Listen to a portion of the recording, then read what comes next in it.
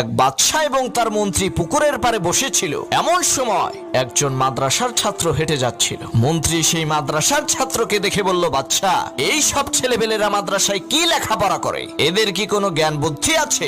মন্ত্রীর এই কথা শুনে বাদশা সেই মাদ্রাসার ছাত্রকে কাছে ডাকলেন এবং মন্ত্রীকে জিজ্ঞেস করলো, মন্ত্রী বলেন তো এই পুকুরে কত গ্লাস পানি আছে? মন্ত্রী বলল, এই পুকুরের পানি মাপতে হলে প্রথমে এই পুকুরের পাশে আর একটা পুকুর খনন করতে হবে, এরপরে এক গ্লাস করে পানি ওই পুকুরে রাখতে হবে, তারপরেই বলা যাবে কত গ্লাস পানি আছে।